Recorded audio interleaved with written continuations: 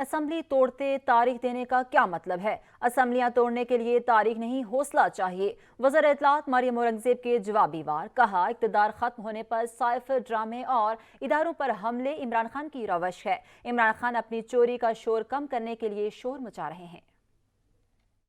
اسمبلیاں تحلیل کرنے کے اعلان پر رد عمل میں وزیر اطلاعات نے کہا، عمران خان کو جمہوری تسلسل سے کوئی سروکار نہیں۔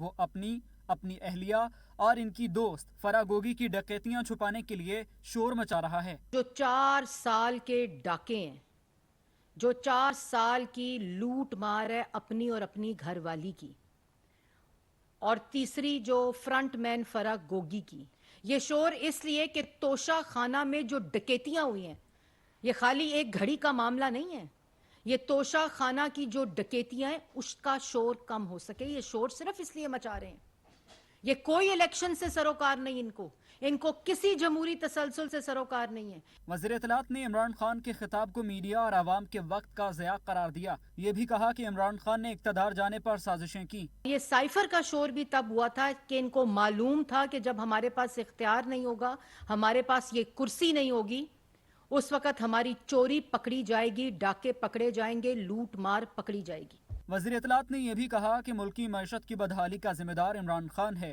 کہا 2018 میں معیشت بہتری کی جانب گامزن تھی، ایک خود مختار معیشت ان کے حوالے کی گئی۔ یہ معیشت بھی صحیح سمت پر چل پڑی ہے اور عوام کو ریلیف ملنے لگ گیا ہے، تو کہیں ایسا نہ ہو کہ میرے 4 سال کا اعمال نامہ کے اوپر سوالات شروع ہو جائیں۔ ملک کے اندر خود مختار معیشت ان کے حوالے کی تھی، کہتے ہیں ملک دیوالیہ ہو رہا تھا۔ مریم اورنگزیب نے واضح کیا کہ جس دن 2 اسمبلیاں ٹوٹ گئیں تو عمران خان پنجاب اور کے پی میں کٹہرے میں آ جائیں گے۔ 9 سال سے خیبر پختونخوا میں جاری چوریاں اور ڈکیتیاں سامنے آ جائیں گی۔